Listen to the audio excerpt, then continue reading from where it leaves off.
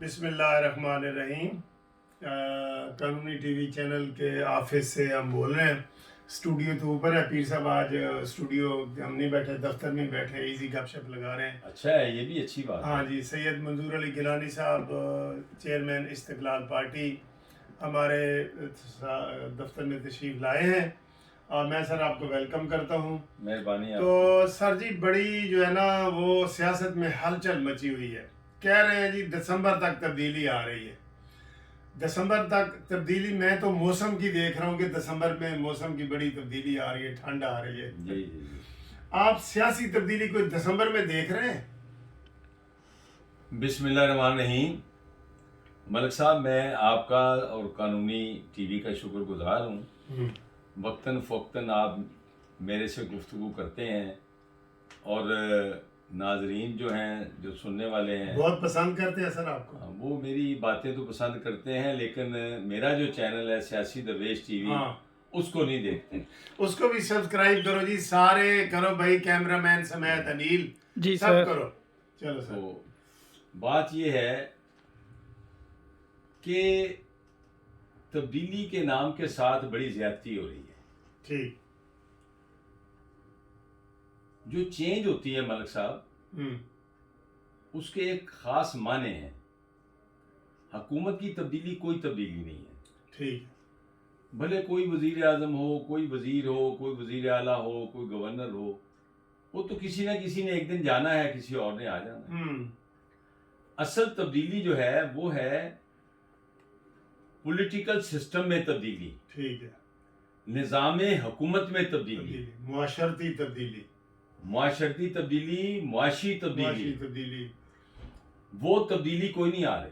ٹھیک۔ عمران خان آئے تھے، انہوں نے کہا میں تبدیلی لاؤں گا، کوئی تبدیلی نہیں آئی۔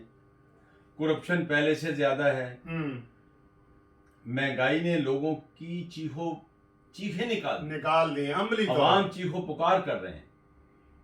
بے روزگاری پہلے سے زیادہ ہو گئی ہے، لوٹ مار پہلے سے زیادہ ہو گئی ہے۔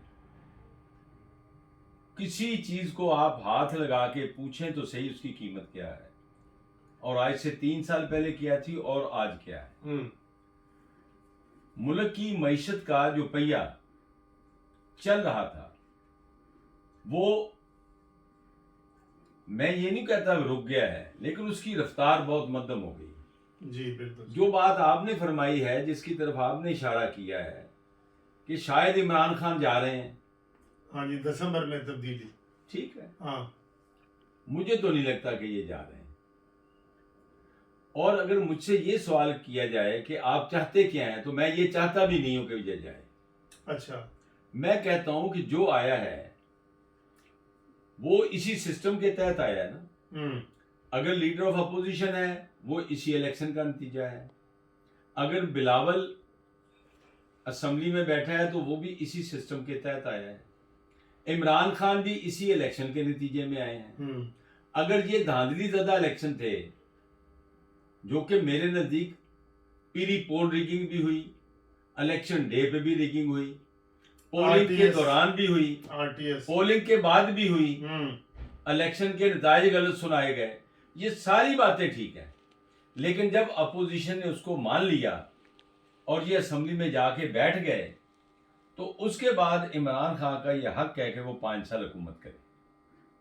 پارلیمانی نظام حکومت جو ہے، اس کے تحت عمران خان کی اکثریت نہیں تھی، لیکن اس کو اکثریت دلائی گئی۔ اب وہ بیٹھا ہوا ہے، وہ 5 سال کرے نا حکومت، اپنے مینیفیسٹو کو عمل میں لائے، روبہ عمل کرے، اس کے کوئی نتائج۔ سر میں تھوڑا سا، آپ نے یہ کہا جی کہ دھاندلی ہوئی، پری پول بھی ہوئی، RTS سسٹم بھی بیٹھا، بعد میں بھی ہوئی، مکمل طور پہ دھاندلی کا آپ مان رہے ہیں کہ ہوئی ہے، تو پھر اس طرح تو سر کوئی بھی پھر آگے دھاندلی زدہ حکومت آ جائے گی اور وہ آرام سے بیٹھے گی، جبکہ ہمارے پاس مکمل شواہد ہیں RTS سسٹم سے لے کے پری پول ہر چیز، تو آپ ان کو کیوں؟ اور پھر دوسرا آپ کہہ رہے ہیں کہ معیشت کا پہیہ بالکل جائم ہو گیا ہے، آپ پھر بھی کہہ رہے ہیں کہ عمران خان 5 سال پورے کریں، یہ آپ کی تھوڑی سی اپوزیشن سے ڈیفرنٹ اوپینین ہے۔ بات یہ ہے کہ جو اپوزیشن ہے، میں یہ کہہ رہا ہوں وہ بھی انہی الیکشنز کا نتیجہ ہے۔ ٹھیک ہے۔ ٹھیک ہے، اور انہوں نے جب جا کے یہ قومی اسمبلی میں بیٹھ گئے انہوں نے تسلیم کر لیا نتیجے کو مان لیا، جو کہ مولانا فضل الرحمان تب منع بھی کر رہے تھے لیکن ان کا بیٹا بھی بیٹھا ہے، ان کی پارٹی بھی بیٹھی ہے، مان گئے. اور انہوں نے کوئی الیکشن ٹرائیبونل میں اپیلیں نہیں کی. ٹھیک ہے، الیکشن کمیشن نہیں ہے. تو جب انہوں نے مان لیا تو اب اس کو کیوں کہتے ہیں کہ تم استعفیٰ دو بھائی؟ وہ کیوں استعفیٰ دے گا؟ لیکن عمران خان جو غلط کر رہا ہے وہ یہ کہتا ہے کہ میں ان کے ساتھ ہاتھ ملانے کو تیار نہیں ہوں لیڈر آف اپوزیشن سے، یہ چور ہے. بھائی چوری کا تو جس پہ مرضی الزام لگا دیں، جب تک وہ ثابت نہ ہو جائے. اب جو ابھی الیکشن کمیشن کی رپورٹ آئی ہے ڈسکا کی، اس کے بعد کوئی اخلاقی جواز ہے اس حکومت کے پاس؟ کوئی جواز نہیں ہے. بالکل. لیکن اپوزیشن اس مدعے کو لے کر، اس ایشو کو لے کر پبلک کے سامنے نہیں جا رہی. اپوزیشن کا بھی کردار دیکھنا پڑے گا نا. اپوزیشن نے اس سے پہلے بھی ایک کام کیا. اصل میں بات یہ ہے کہ جتنے اپوزیشن میں ہیں یا حکمران جماعت ہے اور ان کے ساتھی ہیں، یہ تمام کے تمام ایک خاص جگہ سے ہدایات لیتے ہیں. اسی ہدایات کے بارے میں تو سر آج میں نے آپ کو بلایا ہے کہ آپ آ کے بتائیں. وہیں سے ہدایات لیتے ہیں.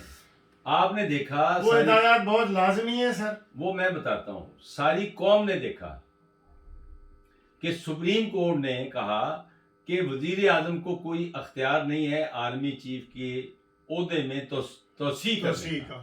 ہاں جی.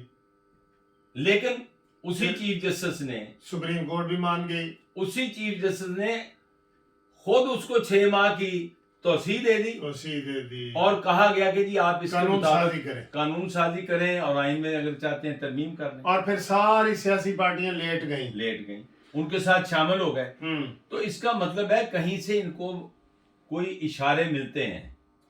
تو سر وہ اشارے اگر اتنے لازمی ہیں تو ان کو آئین کا حصہ نہ بنا. ملک صاحب میں جو تبدیلی کی بات آپ نے کی نا، اصل تبدیلی یہ ہے کہ اس ملک کے جو سیاستدان ہیں، اچھے ہیں برے ہیں، یہ وہ اشارہ ماننا بند کریں. اس کا حل بتائیں نا، کیسے بند کریں سر؟ بند کر دیں. اس وقت بھی بلاول، شہباز، عمران سب بہترین گھوڑے بنے ہوئے جائیں جی ہمارے اوپر سواری کریں. بات یہ ہے، آپ اس کا حل بتائیں. میں یہی کہتا ہوں نا کہ یہ جب تک نہیں مانتے اس کا مطلب کوئی تبدیلی نہیں آئے گی. بالکل وہی ادھر ہی ڈوریاں پیچھے ہیں ڈوریاں. بات یہ ہے کہ کسی کا نام این سے شروع ہو، کسی کا نام سین سے شروع ہو، کسی کا نام بے سے شروع ہو، کسی کا نام نون سے شروع ہو، ہاں جی، کسی کا نام فے سے شروع ہو.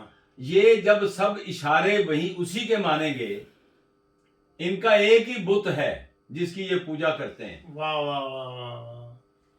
تو سر پھر بت کا قصور تو زیادہ نہ ہوگا. بت کا جو قصور ہے وہ اپنی جگہ پہ ہے، اس پر بھی بات کر لیں گے. فی الحال ان کی بات کریں.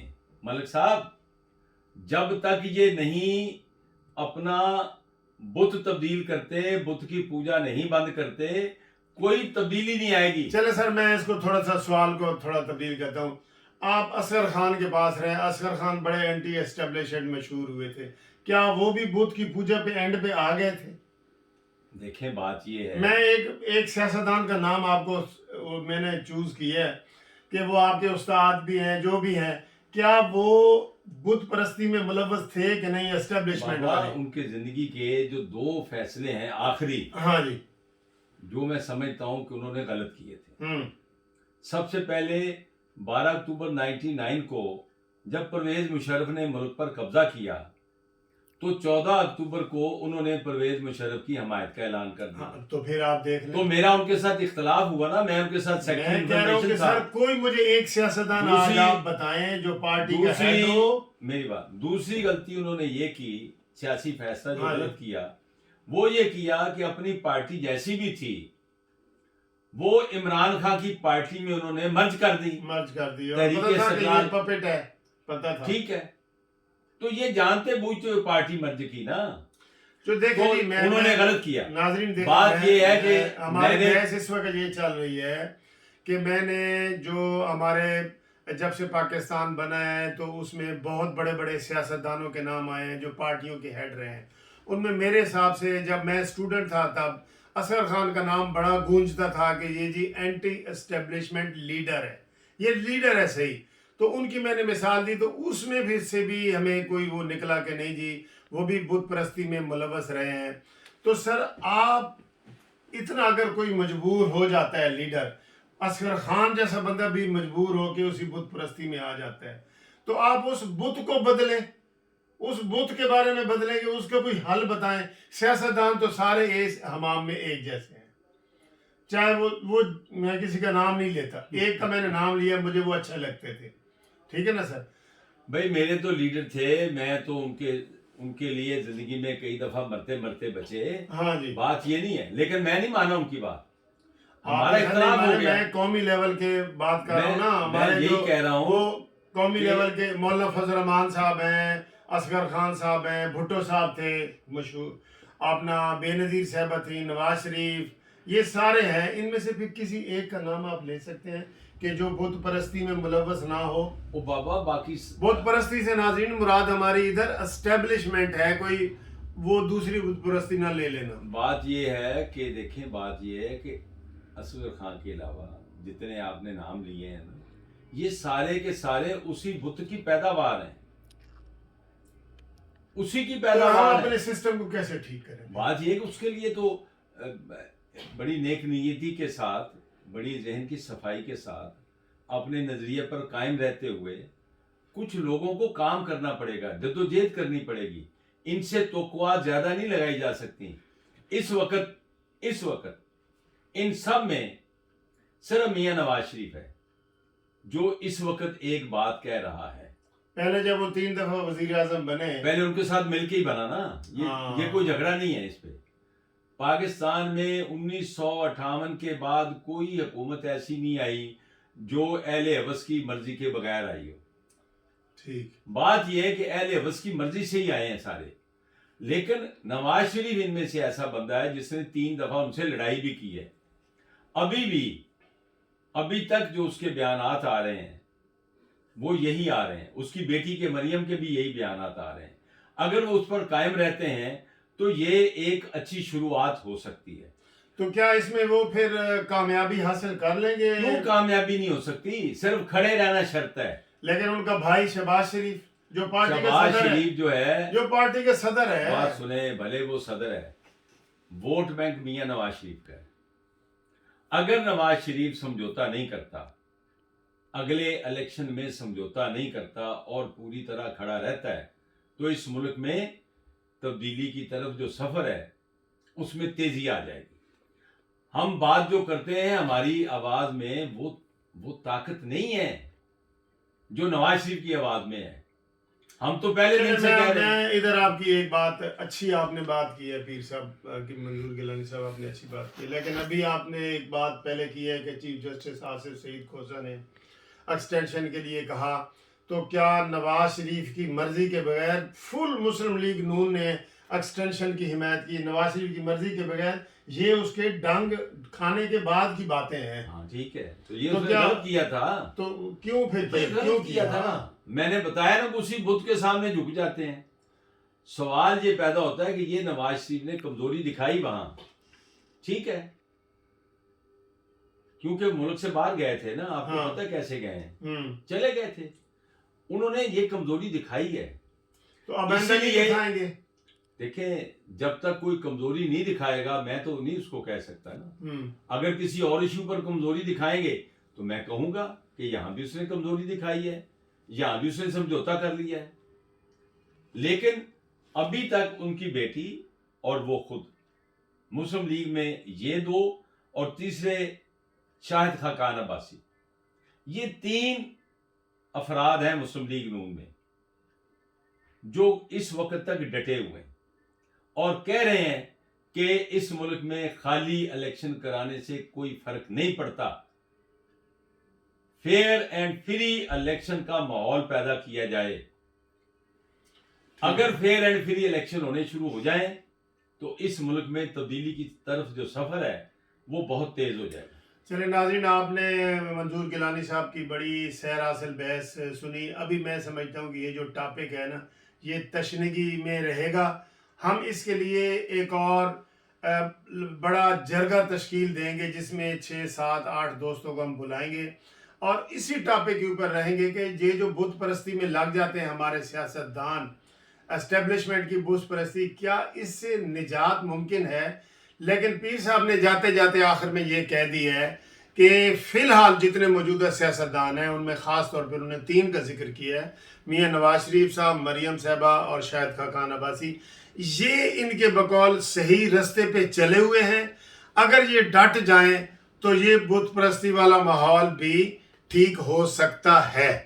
تو اسی جناب گفتگو کے ساتھ ہم آج کا یہ پروگرام ختم کرتے ہیں. امید ہے آج کا یہ پروگرام آپ کو پسند آیا ہوگا. اگلی ویڈیو تک قانونی ٹی وی چینل سے خدا حافظ. اللہ